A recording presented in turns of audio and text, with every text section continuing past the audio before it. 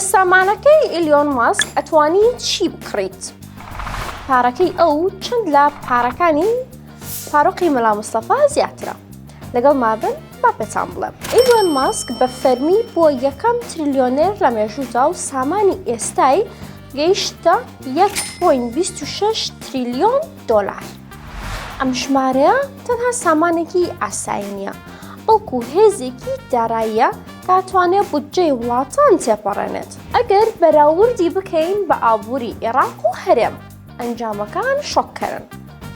سامانی مەسک زیاتر لە 13 ئەوەی تەواوی داهاتی ساڵێکی عێراق. مەسک دەتوانێت بۆ سامانەی هەیەتی بۆ ماوەی 160 ساڵ موچە و تەواوی بودجەی هەرێمی کوردستان دابین بکات. ئەگەر سامانی سەرمایەداری ناسراو فاروقی مەلا مستەفا بە 2.7 ملیار دۆلار دابنین.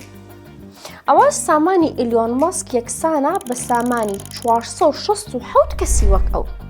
واتە ئەبێت 467 کەسی وەکو فاروقی مەلا مستەفا سامانەکان بخەنە سەرێک، ئەنجا ئەگەنە ئاستی ئیلۆن ماسک. ئیلۆن ماسک بۆ پارێ ئەتوانێت هەموو تیپە پیشەگەرەکانی جیهان، تۆپی پێ، باسکە، فۆرموڵە 1 و هەمووی بکڕێت و هێشتا دوو لە سەرسی پارەکەش بمێنێتەوە. سامانی ئیلۆن ماسک لە کۆی سامانی جێف بیزۆس، لاری پیج، لاری ئەلسۆن، سێرگی برین بەیەکەوە زیاترە.